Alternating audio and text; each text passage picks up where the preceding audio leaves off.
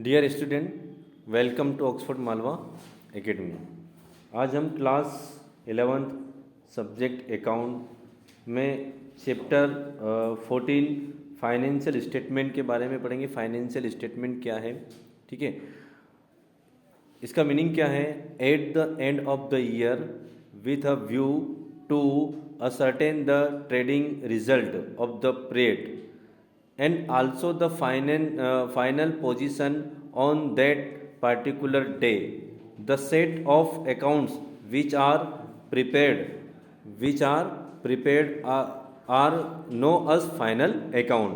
मतलब जो year and होता है उसमें बिजनेस को रिजल्ट, बिजनेस का क्या रिजल्ट है कि उसको नेट प्रॉफिट हो रहा है कि नेट लॉस हो रहा है, और बिजनेस की फाइनेंशियल पोजीशन क्या है ना, उसकी इंफॉर्मेशन के लिए वो फाइनल अकाउंट प्रिपेयर करता है। इट कंपेरिज ऑफ मैन्युफैक्चरिंग अकाउंट, मतलब इसके अंदर कौन कौन से अकाउंट प्रिपेयर किए जाते हैं। एक तो किया जाता है मैन्युफैक्चरिंग अकाउंट, मतलब निर्माण खाता कहा जाता है इसको, एक ट्रेडिंग अकाउंट, एक प्रॉफिट एंड लॉस अकाउंट और एक बैलेंस शीट। ये जो अकाउंट है ये प्रिपेयर किए जाते हैं जिससे बिजनेस की जो फाइनेंशियल पोजीशन है उसकी इंफॉर्मेशन मिलती है कि बिजनेस के पास कितनी असेट्स हैं, कितनी लाइबिलिटीज है, कितने एक्सपेंसेस हुए, कितना नेट प्रॉफिट कितना हुआ है, नेट लॉस कितनी है, और इसके माध्यम से वो अपनी जो प्लानिंग है, फ्यूचर की जो प्लानिंग है उसको भी कर सकता है। तो ये इसका मीनिंग है, ठीक है। नेक्स्ट है इसका इम्पोर्टेंस क्या है ना, इसके important of objectives of financial statements, मतलब फाइनेंशियल स्टेटमेंट के इम्पोर्टेंस क्या है। सबसे फर्स्ट वाला पॉइंट है इसके अंदर टू असर्टेन द प्रॉफिट और लॉस ऑफ बिजनेस। बिजनेस का जो प्रॉफिट है वो क्या होता है, निश्चित नहीं होता कि कितना प्रॉफिट हुआ या कितनी लॉस हुई है, ठीक है। तो उसको एक्चुअल प्रॉफिट कितना है और एक्चुअल लॉस कितनी है उसको, उसकी इंफॉर्मेशन के लिए फाइनेंशियल स्टेटमेंट का सहारा लिया जाता है, वो स्टेटमेंट बनाया जाता है। The actual financial result of the business are obtained with the help of financial statement at the end of a particular period. एक निश्चित पीरियड में बिजनेस की फाइनेंशियल पोजीशन क्या है, कितना उसको प्रॉफिट हुआ है, उसका फाइनेंशियल रिजल्ट क्या है, कितना प्रॉफिट है, कितनी लॉस है, उसकी इंफॉर्मेशन के लिए फाइनेंशियल स्टेटमेंट प्रिपेयर किया जाता है, ठीक है। उसके बाद आप देखना नेक्स्ट क्या है। नेक्स्ट पॉइंट है आपका, नेक्स्ट पॉइंट है to determine the financial position of business.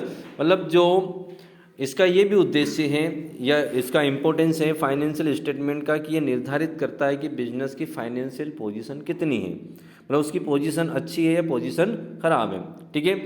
The financial position of business और position of assets and liabilities are determined on a particular date with the help of financial statement. मतलब financial statement के help से उसे ये पता चल जाता है कि बिजनेस की फाइनेंशियल पोजीशन कितनी है, बिजनेस के पास असेट्स कितनी है और लाइबिलिटीज कितनी है, उसका निर्धारण किया जा सकता है, ठीक है।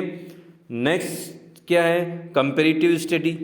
कंपेरेटिव स्टडी क्या है, the financial result of the current year can be compared with that the provision year in order find out the growth of the business. मतलब ये क्या करता है, कंपेरेटिव स्टडी करता है, तुलनात्मक अध्ययन करता है। जैसे कि लास्ट ईयर का, जैसे कि 2020 का जो फाइनेंशियल अकाउंट बना हुआ है और उसका 2021 का भी फाइनल अकाउंट बने हुए, जो प्रॉफिट एंड लॉस है, बैलेंस शीट है, ये बने हुए हैं। तो दोनों को क्या करता हो, कंपेरेटिव स्टडी करता है कि पिछली बार जो अपना नेट प्रॉफिट कितना था, ठीक है, और इस बार अपना नेट प्रॉफिट कितना है, उसमें यदि इंक्रीज या डिक्रीज हुआ है तो क्यों हुआ है, उसका जो कंपेरेटिव स्टडी वो कर सकता है, ठीक है। नेक्स्ट पॉइंट है अवेलेबिलिटी ऑफ फाइनेंशियल इंफॉर्मेशन। मतलब ये जो फाइनेंशियल स्टेटमेंट्स हैं इससे फाइनेंशियल इंफॉर्मेशन मिल जाती है, और उससे वो क्या, जो फाइनेंशियल पॉलिसी है फ्यूचर की, उसकी क्या फाइनेंशियल पॉलिसी है उसको वो डिसाइड कर सकता है, ठीक है। नेक्स्ट पॉइंट क्या है आपका, नेक्स्ट है गाइड्स ऑफ मैनेजियल डिसीजन। ये वाला पॉइंट देखना आप, गाइड्स ऑफ मैनेजियल डिसीजन कि जो मैनेजर है उनको किस प्रकार से डिसीजन लेना है उसको फाइनेंशियल स्टेटमेंट गाइड्स करते हैं, मार्गदर्शन प्रदान करते हैं। Annual financial statement of business help the managers to take the decision regarding the managerial policy of the business. जो मैनेजर्स होते हैं उनको डिसीजन लेने में मैनेजरियल पॉलिसी किस प्रकार से बनानी है उसको उस प्रकार उसके लिए डिसीजन लेने के लिए फाइनेंशियल स्टेटमेंट हेल्प देता है।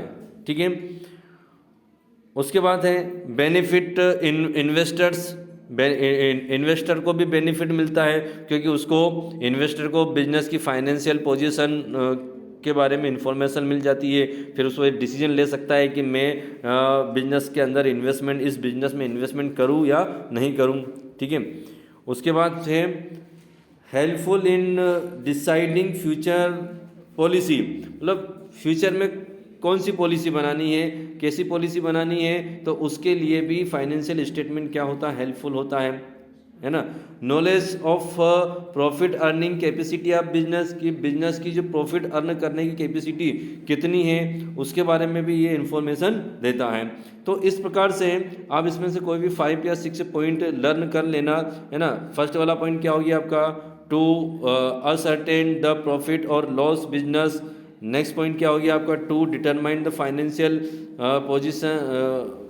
Position of business, comparative study, availability of financial information है ना, guides managerial decisions, benefit to investors और helpful in deciding future policy.